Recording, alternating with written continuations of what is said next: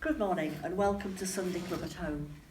Well, I thought we'd start with a game this time, and I'm going to start with a rather different sort of follow the leader. Right, so I'm going to be the leader in this game, and I'd like you to follow, not follow what I do, but follow what I say, so it's going to be a little bit different. So, if I say, I'd like you to hop, then I do this. You don't clap, you hop. So you're not copying my actions, you're copying my instructions. Sometimes my instructions and actions will be the same, but it's up to you to see if you can just listen really carefully. Right, so follow the leader. Okay, let's start with clapping. Clap 5 times. It's quite straightforward. Pat your head. Scratch your ear. Did I catch you out? Are you listening? So you've got to sort of listen and watch at the same time. Right. Wave. Wave with your other hand. I wonder if I'm catching you out. What about folding your arms? Close your eyes. Maybe one more. What about... let's clap again because I like clapping. Let's clap 3 times. Right. So following the leader really involves watching, but it also involves listening. And today is all about being the leader. Now I imagine, because I'm just thinking the same thing, sitting here in the chair isn't really follow the leader. So if you want to pause the video and if you want to actually play follow the leader with your family, or maybe later today, that would be a good idea. But you've still got a problem because you've got to choose a leader. Now, how a leader's chosen? Well, it depends where you are, really. Where I used to work at Windmill Hill, sometimes I would say the leader of your table is the person whose name starts earliest in the alphabet. That would be great for me because A or A for Anne, I'd always be the leader. You could get some dice. So this afternoon, if you're doing follow the leader, you could roll your dice and see who gets the highest score. Make it a bit trickier by having 2 rather than 1. I know some adults who love to play that game. Is it rock, paper, stone? I'll have to look at Michael here. Is that what you call it? Where somebody, you do 1, 2, 3 and arms behind your back and you have to do the scissors or the stone or the paper. Rock, paper, scissors. Rock, paper, scissors. You see, I knew I'd get that one wrong. But that's another way of choosing a leader. So choose a leader, play follow the leader. And you might see a link to this later on. So, what's our Bible reading today? Well, today I've actually got the NIV version of the Bible. I've just got one of the church Bibles. And we're going into Acts. Now, Acts is the book where it follows on after the Gospels. So after we've had Matthew, Mark, Luke and John, and I think you remember we were trying to learn this at Sunday Club. We were trying to learn the order, weren't we? And we said Matthew, Mark, Luke and John, Acts and Romans follow on. And then I think some of you were giving us the rest of them in order too. So Acts comes after the Gospels. And we're going to read actually from verse 15 to 26. But as usual, I'm going to tell you part of the story and read part of it from the Bible. So, where is this all happening? Do you know, I think I need your help. I think I'm going to do some pauses while I'm talking to you to give you a chance to fill in the missing words. Now, I won't know whether you've thought of them or not, so I'm not going to leave you thinking for ages and ages. I'll just pop in the word. But I wonder if you can think of the city where the disciples were after Jesus ascended into heaven. I wonder if you can think of the city. Let me give you a clue. It's the city that Jesus rode into on a donkey. I wonder if you've got there. It starts with a J or a J. Yep, it was Jerusalem. So, we're in Jerusalem, and one of the disciples decided that he would talk to the believers. Now, which disciple was it? Well, we could go through all the names of the disciples, but this disciple was the disciple that sort of helped Jesus quite a lot. He was the disciple whose name means the rock.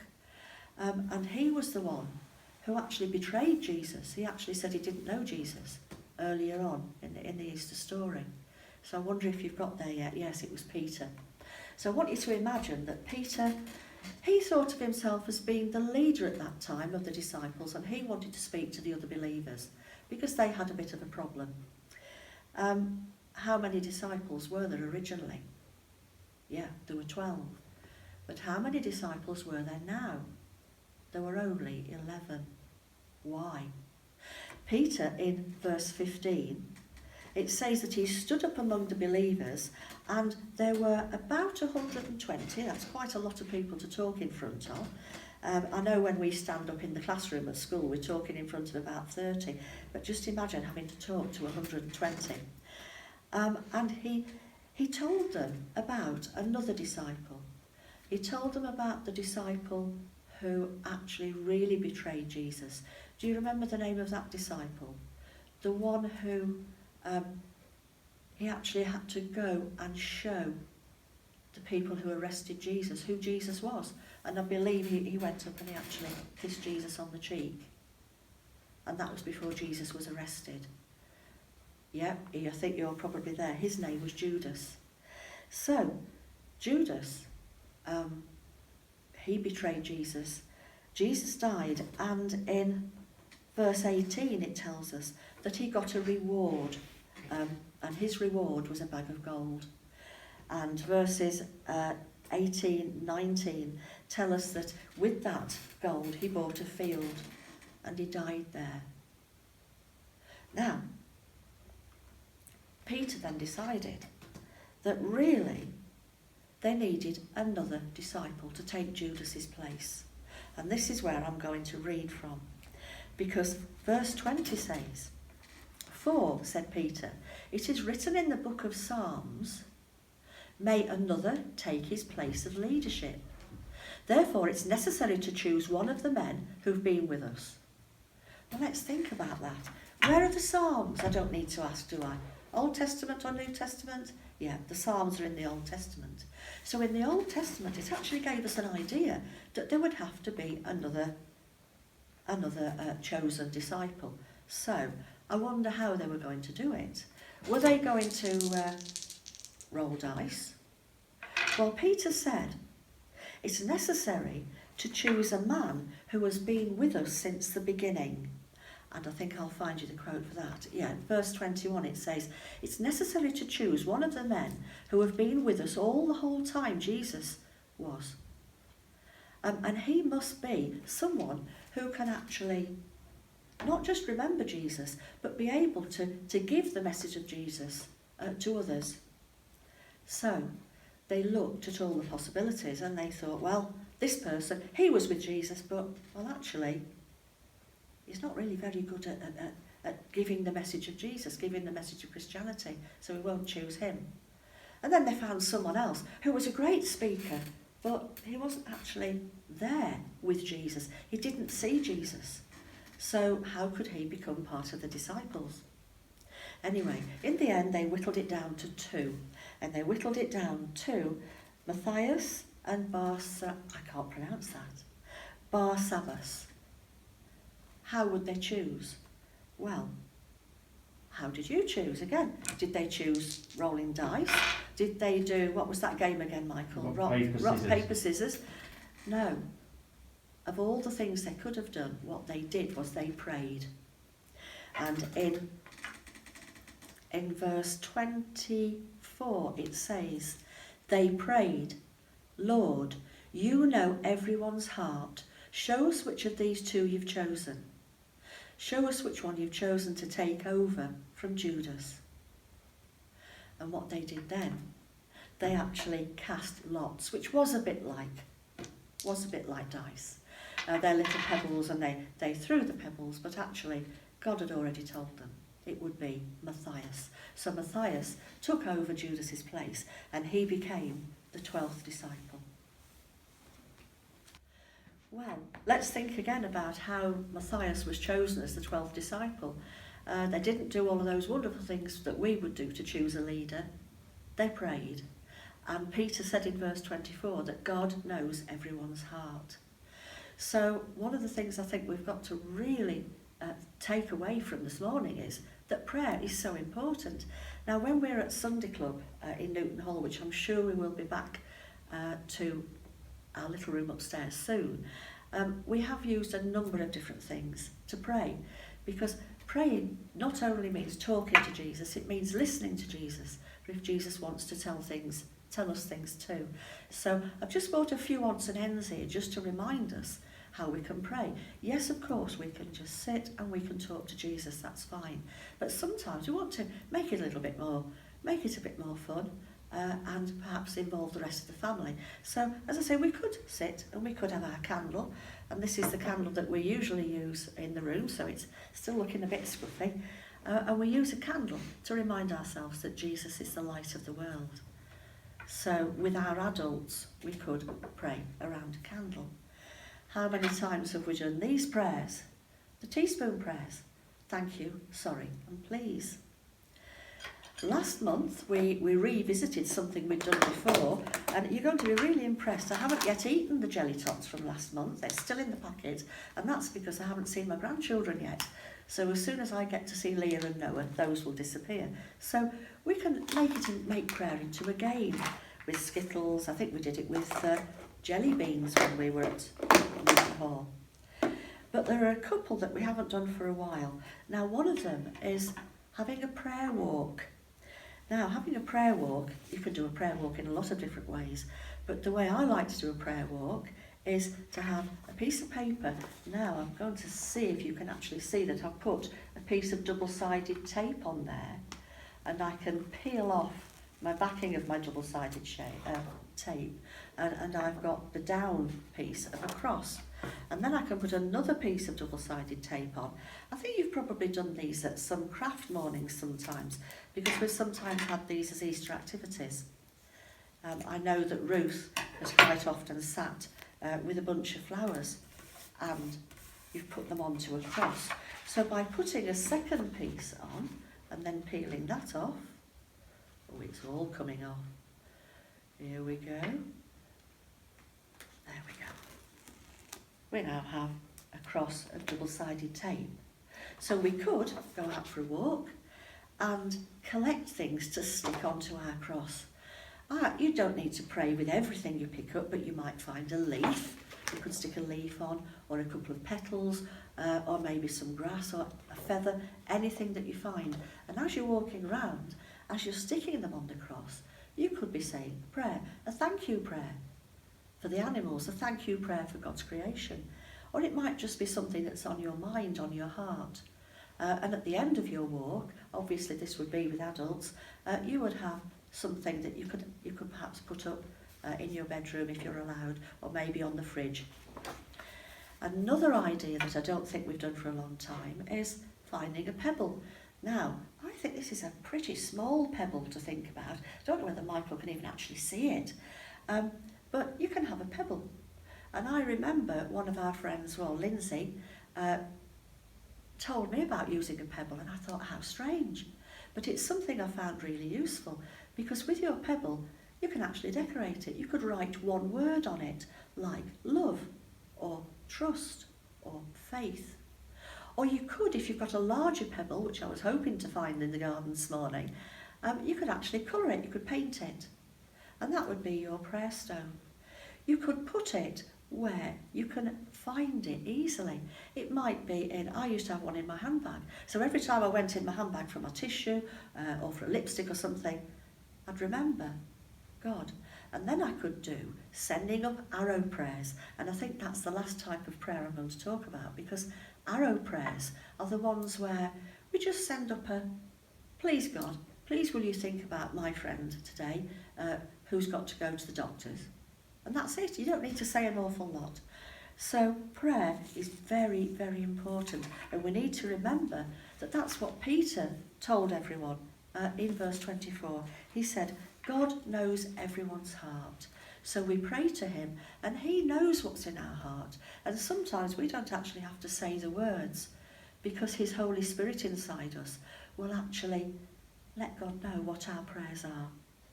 So let's just close our eyes, and I'll just say a prayer, if you'd like to say amen at the end. Dear God, how lovely that you know everyone's heart, even mine. Please hear our prayers during this week and help us to make good choices every day. Amen. Well, in Acts we heard that Peter said that the disciples should pray in order to choose their new leader. And as we know, Matthias was chosen. So they prayed. And one of the songs that I think is really good about prayer is Faith as Small as a Mustard Seed, because it says, wait and see what God will do as you pray. So let's sing Faith as Small.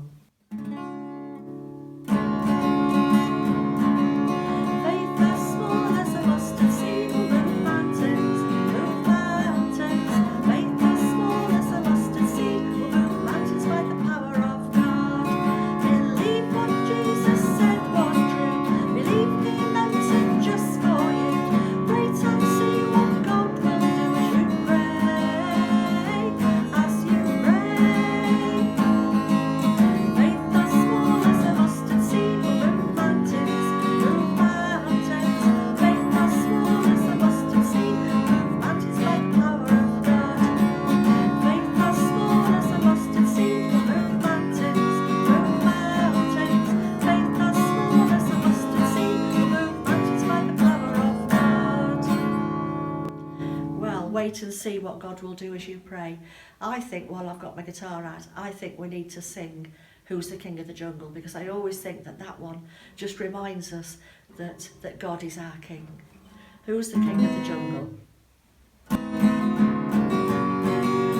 Who's the King of the jungle? Who's the King of the sea? Who's the King of the universe? And who's the King of me? I'll tell you, J-E-S-U-S-E. He's the King of me. He's the King of the universe, the jungle and the sea. And I forgot to ask you to do the actions. Right, let's do it again. Let's do the actions, and don't forget the big finish with the jazz hands.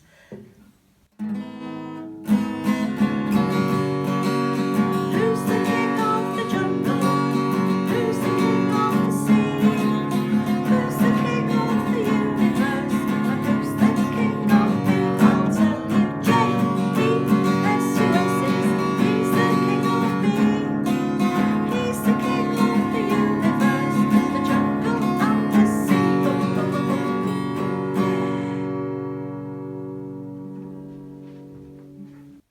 Well, I know that we've already talked about doing a prayer walk and collecting things on our crosses, and possibly doing a prayer stone, but I really thought that we should finish off by going back to what Peter said in verse 24, because Peter said, Lord, you know our hearts. And I just think that is such a lovely thought, that God really does know our hearts. So what about doing a heart collage? Now, I was lucky enough to have some art paper at home, so I've used pink, but it could just be a piece of white paper. And what I really liked is that God knows my heart. God knows what's in my heart. So I wondered if we could perhaps start with something like that. And then, this is the bit I like, it's a collage. So I've raided the cupboard upstairs and a few bits and bobs from Michael. So it's a case of, you're going to need a Pritt stick. I should have given you the list all the way at the beginning, shouldn't I? But you're going to need some bits and bobs of collage. You're going to need your felt tip pens. You're going to need a glue stick, maybe a pair of scissors, and remember, care if you're allowed. And if you're not allowed, I'm sure there's an adult there who will help. So it's just a case of decorating the heart. But whilst I'm sticking a few bits on, I thought that some of you older ones might actually like to write a few prayers on there. Something that's actually in your heart at the moment. God knows my heart. Okay, so far I've got the animal prints on. And I don't know if you've got a box like this at home, but I think these were probably toddler group leftovers. So I've got a lovely feather. Billy, oh yes, pom-poms. You can't do without pom-poms if you're going to do some collage. I'm not going to put glitter on this because we don't want to start glitter too early in the year. Of course, if you want to get some tissue paper and just scrunch it up, that's always a good one. And another feather's just fallen out, so I'm going to use a green feather. So, God knows my heart. And I think that's where I'm going to leave it for this week. So, a leader was chosen. Matthias was the leader. And how they chose the leader wasn't just by potluck or, oh, I think he's better than him. It was actually by praying. So I'm hoping that this week we'll be able to talk to Jesus, we'll be able to listen to him, and we'll be able to remember that God knows my heart. God knows what's in everyone's heart. So thank you for listening. Happy collage. And of course, we're always happy to see any photographs of anything you've done. And if you do get out on your prayer walk, perhaps you could send us a photograph of your cross as well. So thank you very much, and we'll see you next month. Bye.